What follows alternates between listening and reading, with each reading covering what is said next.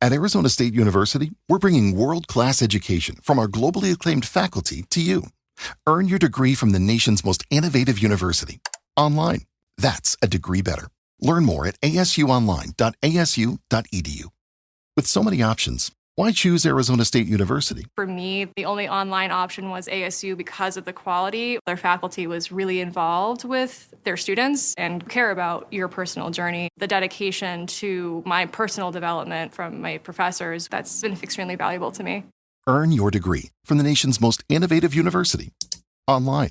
That's a degree better. Explore more than 350 plus undergraduate, graduate, and certificate programs at asuonline.asu.edu. Man, oh man, you watch a game like that and you really start to wonder. I mean, the Giants, they just can't seem to buy a win, can they? 10 losses in a row. Yeah, that's rough. Rough doesn't even begin to describe it. 34-7 against the Falcons. I mean, come on. It's a tough one for sure, but, every loss is a learning experience. Okay, so maybe we can salvage some wisdom from this wreckage. We've got a bunch of articles here, the New York Post, Big Blue View, even Reuters chiming in. Yeah, lots to unpack, huh? So let's not just focus on the final score, okay? Let's get into, like, the nitty-gritty, Yeah. What is this game, this loss? What does it tell us about these two teams? Where do they go from here?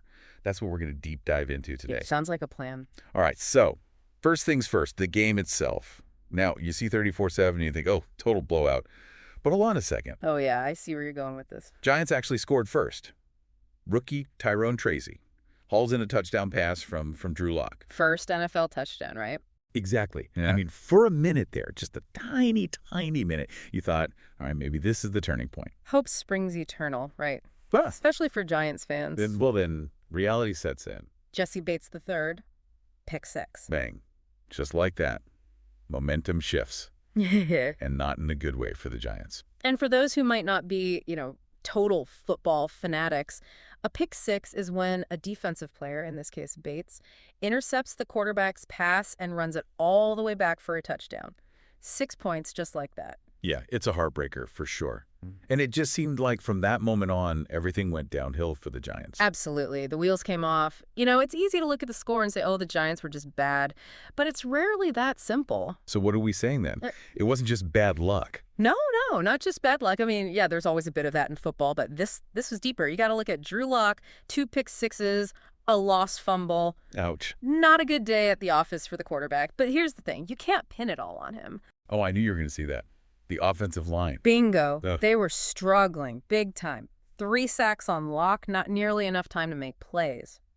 And look at the numbers. 234 total yards for the Giants, 14 first downs. That's anemic, man. Yeah, you can't win games like that. Yeah. And I think this highlights something really important about football, right? It's not just about individual talent. It's about the whole team working together. Totally. 100%. I mean, you can have the best quarterback in the world, but if your offensive line can't protect him, he's going to get crushed. And on the flip side, if you've got a weak defense, it puts even more pressure on the offense to score points. It's a delicate balance. Exactly. And then you throw in the penalties, those little mistakes that could really kill a drive. It feels like the Giants were just like constantly shooting themselves in the foot. Lack of discipline, yeah, that can really derail a team. Okay, so Giants, obviously a lot to work on, but let's shift gears a little bit, talk about the Falcons. 8-7 now, yeah. They're looking pretty good. Yeah, they are. Playoffs are definitely within reach. And think about it. They made a huge decision going into this game, benching Kirk Cousins, starting rookie Michael Penix Jr. at quarterback. Big gamble, right? Absolutely. I mean, Cousins is a veteran. He's known for consistency. But maybe the Falcons felt like they needed a spark, something different. So how did Penix Jr. do? Not bad for a first start, 18 completions on 27 attempts, 202 yards passing. Did throw a pick, though. Good thing it wasn't another pick 6. Right. But seriously, you got to think benching Cousins, starting the rookie, that signals something about the Falcons' mindset. They're not just playing out the string, they're going for it. Yeah, I like that. Bold moves. Now, can we talk about Bijan Robinson for a second? The guy was a monster on the field. 94 rushing yards, 2 touchdowns. He's a beast. It's a reminder that you can have all the fancy passing plays in the world, but you still got to be able to run the ball effectively. It's the foundation of a good offense. Sets the tone, controls the clock. So, Falcons, playoffs in sight. rookie quarterback making waves, and a running back who can just bulldoze through defenders. What's not to like?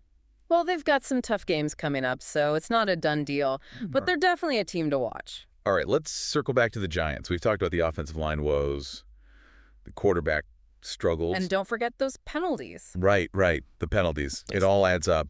But here's the thing, and this is where it gets kind of interesting. The Giants might actually benefit from all this losing. The silver lining of a terrible season. Exactly.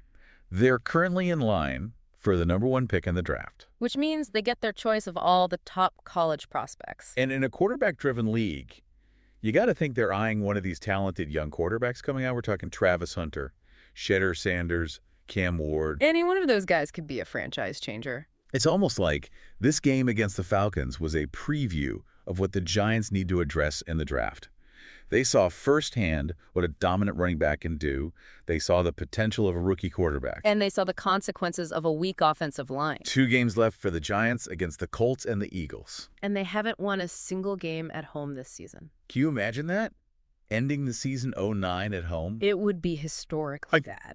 So as we wrap up this deep dive, I got to ask you, and I want our listeners to think about this too. Do you believe a strong draft pick, maybe even a franchise quarterback, is enough to turn the Giants around next season? Or are there deeper issues at play here? Issues that go beyond just talent? It's a great question, and there's no easy answer. We'll have to wait and see how the rest of the season plays out, and then, of course, how the draft unfolds. It's going to be a long offseason for the Giants.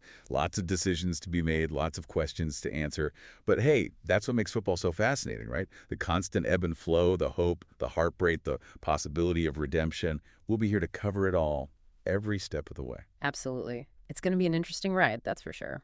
Thanks for joining us for another deep dive. We'll see you next time. Today is your lucky day. Today is the day that our $3 website works for you, paying you directly to your PayPal daily. Imagine $3 ongoing continuous payments to your PayPal account. Imagine falling asleep and waking up to $300 in your PayPal account. How would this make you feel? How could this help you? What bills could you pay? What kind of fun could you have? What does that retirement look like now? All for a one-time payment of $3. This website is DFY done for you, fully built and completely hosted, and never stops collecting payments for you. You have spent $3 on coffee on a regular, but that coffee won't help you create multiple streams of income. Click the link below.